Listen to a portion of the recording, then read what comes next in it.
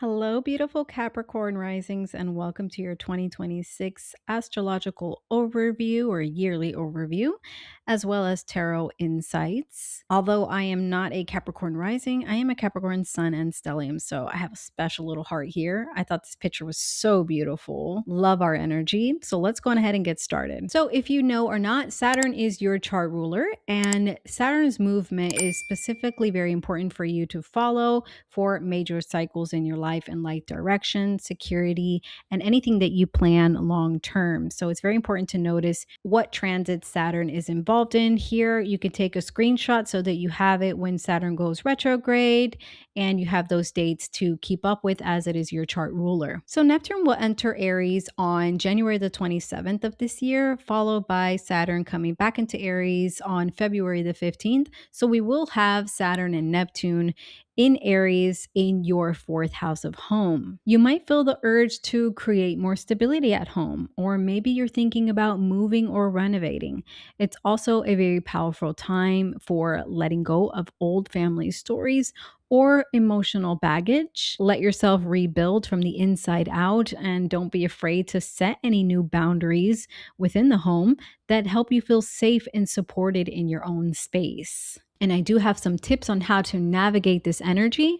Here I have consider restructuring your living situation or family routines for greater stability. Allow yourself time for emotional healing or release old grievances and nurture your sense of belonging within the home, and blend practicality with compassion. So that Neptune and Saturn energy and how you care for yourself and your loved ones. Now, I did pull these cards on my own by hand, and then I just took the image and put it up for each transit just to get spirit insight on the transit a little bit more further. So for Saturn and Neptune in your fourth house of Aries, we have the Eight of Swords reversed, the Ten of Pentacles, and the King of Swords reversed. So the Eight of Swords reversed is encouraging. It's showing that mental blocks or feeling or being trapped around home or family dynamics are starting to lift. So you're gaining some clarity and seeing ways to move forward emotionally. And with the Ten of Pentacles right next to it, this is a wonderful reminder that there is strong foundations available to you, whether that is through family or heritage or ancestry or long-term stability. Even if challenges arise during this transit, there's support and potential for lasting security. And with the King of Swords reverse, this does suggest that communication or authority figures in the home may be challenging at times. It's a cue to approach family dynamics carefully and avoid getting pulled into unnecessary conflicts. So overall, the tarot message here is to focus on creating emotional clarity and setting those healthy boundaries at home, and notice where you have support and take steps to protect your peace while healing any old patterns. Now, we do have the eclipse seasons this year in Aquarius and Virgo.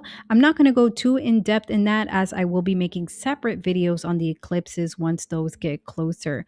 But this will be your second house of money and resources, and your ninth house of long distance travels, foreign lands, and publishing, as well as spirituality. So you could see shifts on how you earn or save money, or maybe you'll want to rethink what's really valuable to you. And at the same time, you might also get the itch to expand your horizons.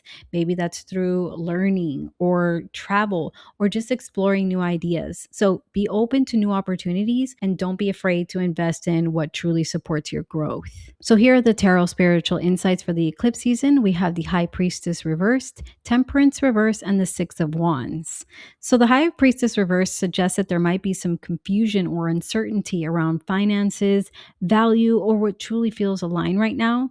You might be second guessing your instincts or feeling disconnected from your inner knowing when it comes to money or long-term choices.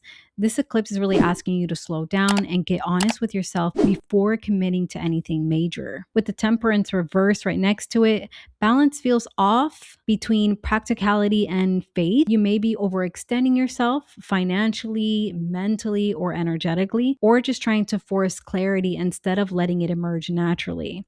The Virgo energy here wants discernment. So redefine your beliefs, simplify your plans, and focus on what's actually sustainable. And then the Six of Wands is a reminder that progress is happening, even if it feels messy right now. As you realign your values and your belief, confidence and recognition will follow that. So this card suggests that choosing what truly supports you, even if it's unconventional, can lead to meaningful wins over time. So overall, you don't want to rush any big financial or big picture decisions during this eclipse season.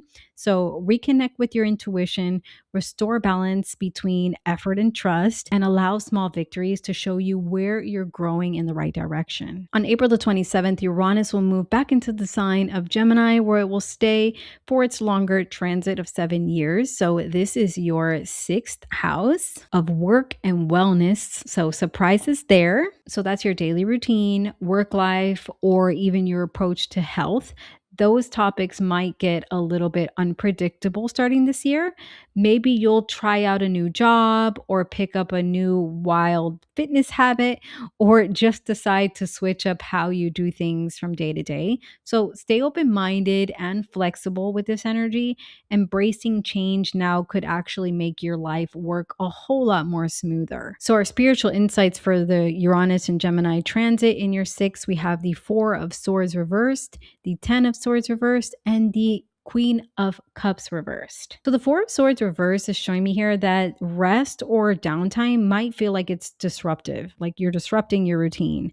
Maybe surprises or sudden changes in your work or daily routine are shaking up your usual flow. The Ten of Swords reverse is encouraging, even if things feel chaotic. This energy is about recovering and moving past endings. It's like a reset where you can leave old stresses and overwhelm behind. And the Queen of Cups reverse is asking you to check in with your emotional boundaries. You might feel drained or overly responsible for the needs of others because the sixth house is also that caretaker energy. So it is a cue to protect your energy while navigating any changes. Make sure you're putting yourself first and your own mental well-being first before trying to take care of anyone else. So stay flexible and mindful with your routines and your self-care. Unexpected shifts can be opportunities to release old stress and create healthier work and wellness habits. On June 30th, Jupiter will leave the sign of Cancer and enter into Leo, which is your eighth house. And this is a great time for building trust and deepening connections,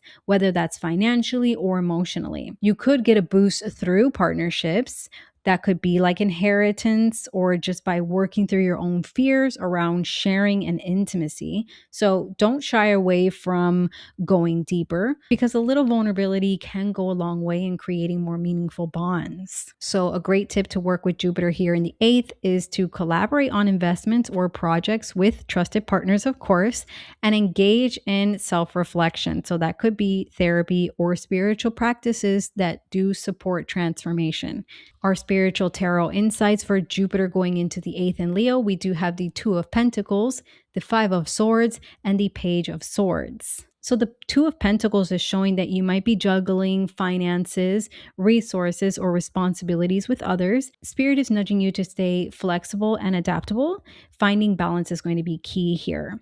And then the Five of Swords suggests that some tension or minor conflicts around shared resources could come up during this time. And it's a reminder to approach these situations with integrity and avoiding unnecessary power struggles. The Page of Swords brings curiosity and clarity here. So you do have the ability to learn, communicate, and gain insight into these shared dynamics of the eighth house. Asking questions and paying attention to the details is really going to help you navigate this energy smoothly. So the overall insight here is to stay balanced and communicative while dealing with shared resources or joint ventures or inheritances. Clarity and fairness is going to help deepen the trust and to strengthen bonds. On October the 3rd, Venus will go retrograde, starting first in Scorpio and then retrograding back into Libra. So that's your 11th house and then the 10th house. Old connections might pop back up, or you'll find yourself rethinking your goals and the people you want to surround yourself with. So this retrograde is a great time to reconnect with supportive friends, Let go of any past drama and reflect on your professional path. Just wait until Venus goes direct before making any big career moves or jumping into any new projects. Our spiritual insights here is the Temperance, the Queen of Wands, and the Seven of Cups. So the Temperance shows that balance is going to be the key during this retrograde. It's a reminder to slow down and to reflect, which the retrograde is already having you do, on how your relationships and your career goals are aligning. So maybe some adjustments are needed to bring harmony between your personal connections and your professional ambitions. With the Queen of Wands next to it, this brings confidence and determination. So, Spirit is really encouraging you to step into your power and lead with more authenticity. I love the Queen of Wands energy, especially for 10th house.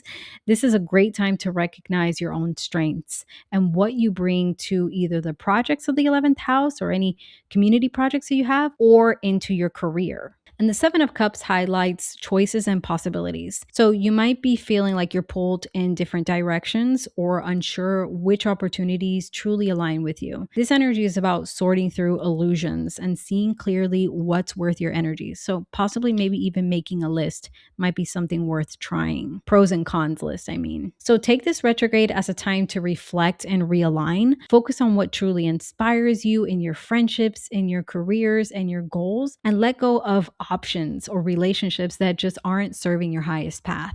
2026 is a time of inner and outer restructuring for my Capricorn risings. Focus on building a stable foundation at home, stay open to new ways of working and learning, and deepening your connections with others. Honest self-reflection and adaptability will help you grow through every change this year. Let me know down in the comments how you're feeling about this astrological year. Please like and don't forget to subscribe. I will see you guys in the next video.